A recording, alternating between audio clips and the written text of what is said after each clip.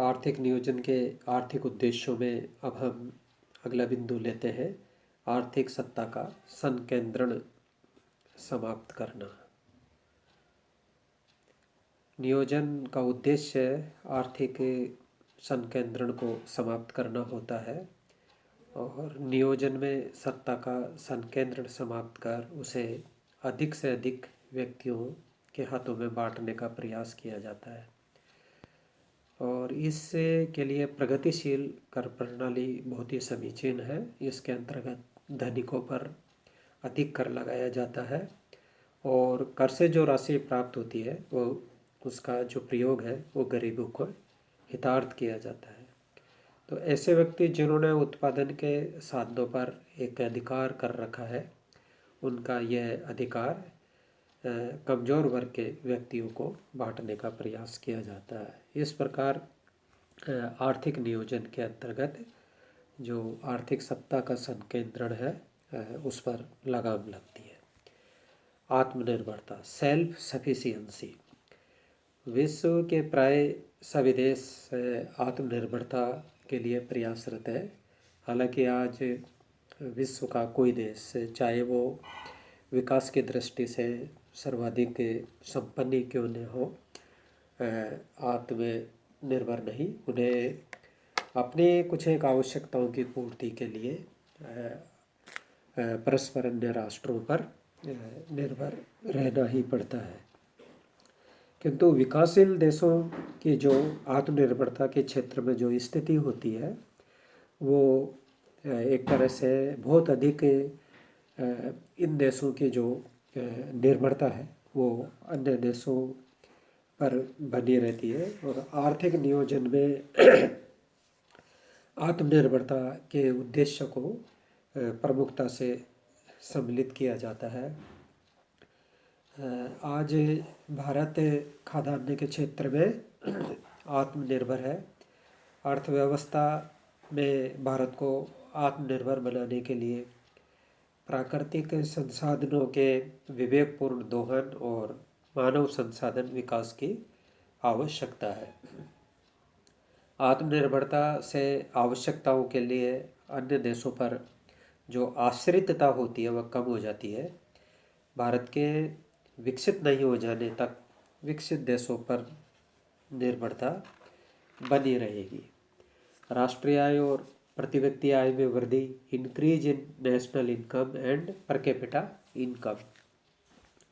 बढ़ती राष्ट्रीय आय और प्रति व्यक्ति आय किसी भी देश के आर्थिक विकास का सूचक होती है और बढ़ती राष्ट्रीय आय आर्थिक विकास की गति को दर्शाती भी है।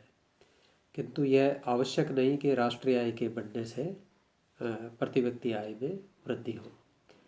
भारत की राष्ट्रीय आय में वृद्धि हुई है, किंतु जनाधिक्य के कारण प्रति व्यक्ति आय में अपेक्षित वृद्धि नहीं हुई। आर्थिक नियोजन का लक्ष्य राष्ट्रीय आय में वृद्धि के साथ साथ प्रति व्यक्ति आय में वृद्धि करना भी होता है। प्रति व्यक्ति आय के बढ़ने से देश आर्थिक समृद्धि की ओर बढ़ता है और सामाजिक कल्याण का मार्ग प्रशस्त होता है। अगला आर्थिक नियोजन का उद्देश्य है युद्ध के बाद पुनर्निर्माण, रिकंस्ट्रक्शन आफ्टर वार। युद्ध किसी भी देश के अर्थव्यवस्था के लिए बहुत ही एक तरह से आर्थिक संसाधनों को क्षति पहुंचाने वाला होता है, मगर स्थितियां ऐसी उत्पन्न हो जाती है कि राष्ट्रों के बीच युद्ध हो जाता है। तो युद्ध से सुरक्षा में भारी वृद्धि होती है और बहुमूल्य संसाधनों को युद्ध की ओर एक तरह से मोड़ना होता है। और किसी भी देश में युद्ध के लंबा खिंचने से अर्थव्यवस्था की स्थिति दयनीय हो जाती है। देश में आवश्यक वस्तुओं का अभाव हो जाता है और नियोजन युद्ध जर्जित अर्थव्यवस्था को वापस पटरी पर लाने में सहायक होता है। आर्थिक नियोजन के माध्यम से स्वयं सरकार भूमिका निभाती है। जापान की पुनर्निर्माण योजना, यूरोप में मार्शल योजना युद्धोपरांत पुनर्निर्माण के उदाहरण हैं। भारत को स्वतंत्रता के बाद 4 बड़े युद्ध और करगिल में युद्ध लड़ना पड़ा, और इन युद्धों का भारत की अर्थव्यवस्था पर प्रभाव पड़ा। तो युद्ध के बाद अर्थव्यवस्था की जो क्षति होती है वो सरकार भूमिका निभाकर अर्थव्यवस्था का पुनर्निर्माण करती है। तीव्र आर्थिक विकास, आर्थिक नियोजन एक महत्वपूर्ण उद्देश्य तीव्र आर्थिक विकास करना भी होता है। नियोजन में देश में जो उपलब्ध प्राकृतिक संसाधन है, मानव संसाधन है, उनका अधिकतम उपयोग किया जाता है। आंतरिक संसाधनों के अभाव में विकास की गति बढ़ाने में विदेशी सहायता प्राप्त की जाती है। कृषि विकास और औद्योगिकरण को प्राथमिकता दी जाती है। तीव्र आर्थिक विकास के संबंध में ख्यात अर्थशास्त्री गुन्नार मिरडल ने कहा कि अनेक कम विकसित देश आज राष्ट्रीय नियोजन के माध्यम से विकास कार्यों का संचालन करने और विकास की गति को तेज करने के लिए वचनबद्ध है। अगला बिंदु है सार्वजनिक क्षेत्र के उपक्रमों का विकास। आर्थिक नियोजन में सार्वजनिक उपक्रमों के विकास को महत्वपूर्ण स्थान है, और सार्वजनिक उपक्रमों का विकास एक तरह से विकास में सरकार की प्रत्यक्ष भागीदारी है। और भारत में पंचवर्षीय योजनाओं में सार्वजनिक उपक्रमों की संख्या और सार्वजनिक उपक्रमों में निवेश और सार्वजनिक उपक्रमों में रोजगार में अभूतपूर्व वृद्धि हुई। और सार्वजनिक उपक्रमों का जो विकास है वो आर्थिक उदारीकरण अर्थात 1991 के बाद सार्वजनिक उपक्रमों के विकास की जो गति जो योजनाबद्ध विकास में थी वह गति आर्थिक उदारीकरण के दौर में काफ़ी घट गई है।